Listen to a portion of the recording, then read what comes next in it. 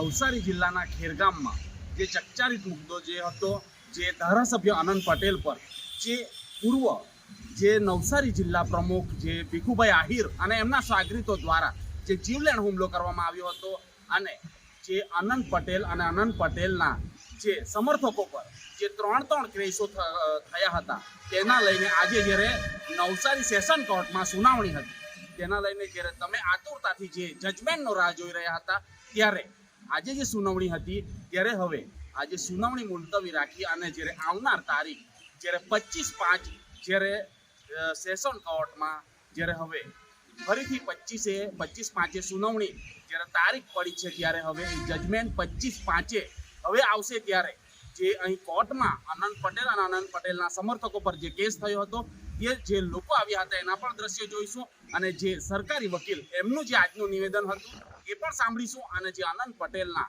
જે વકીલ તરીકે જે પરેશભાઈ વાટવેચા એમણે આજના દિવસના અને જે સુનાવણીની જે તારીખ પડી છે એના લઈને શું કીધું એ પણ સાંભળીએ.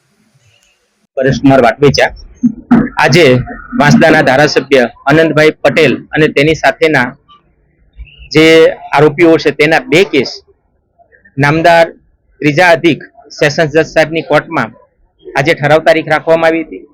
જે કેસની અંદર આરોપી તરફે અમે ડિસ્ચાર્જ અરજી મૂકવામાં આવેલી હતી.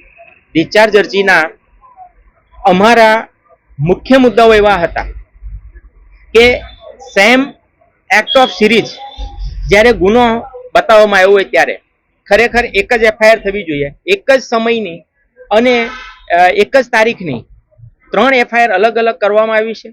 તે એફઆઈઆર તો તદ્દન ખોટી જ કરવામાં આવી છે, પણ તે એફઆઈઆરની અંદર હત્યાનો પ્રયાસ આઈપીસી 307 કલમ જે લગાવવામાં આવી છે તે કલમ પણ ખોટી લગાવવામાં આવેલી છે.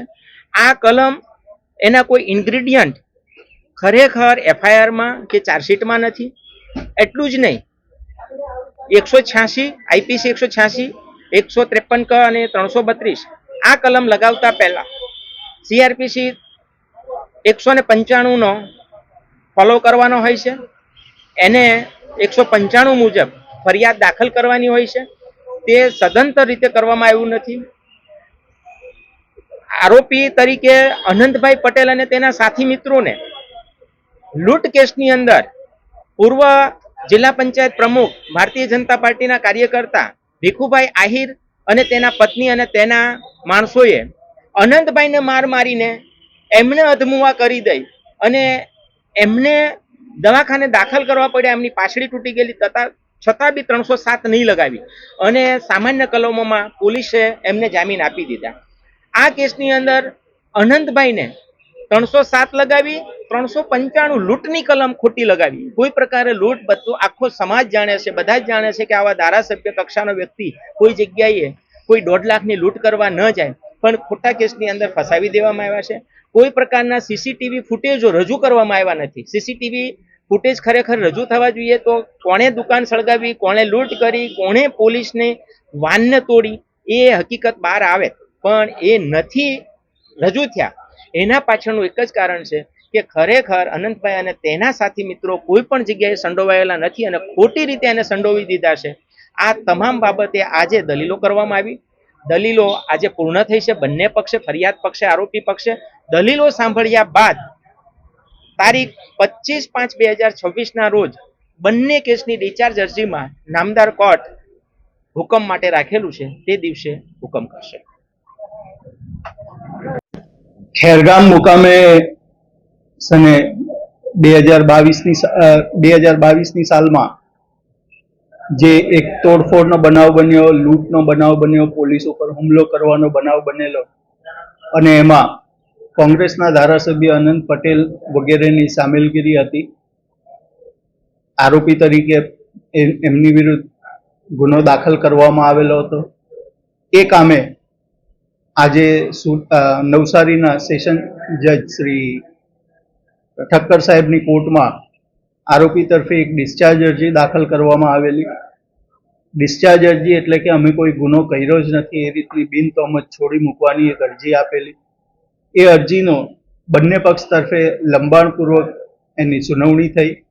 બંને પક્ષે એટલે આરોપીએ અને ફરિયાદ પક્ષે મેં મારો પણ પક્ષ રજૂ કર્યો અને કોર્ટને જણાવ્યું કે સાહેબ, ચાર્જ ફ્રેમ કરતી વખતે એટલે તોમતનામું ઘડતી વખતે આરોપી સામે શું પ્રાઇમા ફેસી પુરાવો છે એ ધ્યાને લેવું જોઈએ. આરોપી વિરુદ્ધ ફરિયાદમાં એણે જે કૃત્ય કર્યું છે તેનો ઉલ્લેખ કરવામાં આવ્યો છે, પંચનામા છે, દસ્તાવેજી પુરાવા છે. આ બધા પુરાવા જોતા સરકાર તરફથી પણ આરોપીની વિરુદ્ધ ચાર્જશીટ ફાઇલ કરવાની મંજૂરી પણ આપેલી છે. એટલે અત્યારે આરોપી વિરુદ્ધ પુષ્કળ પુરાવો છે, પ્રથમ દર્શનીય પુરાવો છે કે જેને કારણે આપણે ચાર્જ ઘડી શકીએ. આમ કરી જે આરોપીએ ડિસ્ચાર્જ અરજી આપેલી એ ડિસ્ચાર્જ અરજીનો સરકાર તરફે વિરોધ રજૂ કર્યો છે, વાંધા રજૂ કર્યા છે. ગઈ મુદતે એમણે બીજા આરોપી તરફે પણ ડિસ્ચાર્જ અરજી આપેલી. એનો પણ જવાબ સવારે 11 વાગે મારા તરફે આપી દેવામાં આવેલો હતો કોર્ટમાં. આજે વધુ સુનાવણી રાખેલી અને વધુ સુનાવણી દરમિયાન પણ સરકાર પક્ષે આરોપીની વિરુદ્ધ શું પુરાવો છે અને કોંગ્રેસના ધારાસભ્યોનો શું રોલ હતો એ તમામ બાબત કોર્ટ સમક્ષ રજૂ કરી.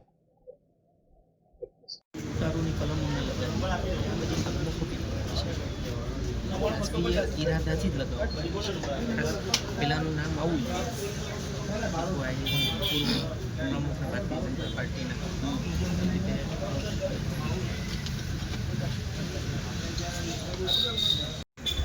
ફોર્મ ભર્યું કે ફોર્મ ભર્યું કે ફોર્મ ભર્યું કે ફોર્મ ભર્યું કે ડિસિઝન ન્યૂઝના બીજા વિડીયો જોવા માટે ચેનલ સબસ્ક્રાઇબ કરો અને બેલ આઇકન બટન પર જઈ ક્લિક કરો. સ્વતંત્ર અને આઝાદ પત્રકારત્વની મદદ કરવા નીચે આપેલા થેન્ક્સ બટન પર જઈ ક્લિક કરો. મદદની કિંમત નિશ્ચિત કરો અને ડિસિઝન ન્યૂઝની આ સફરમાં અમારા સાથી બનો.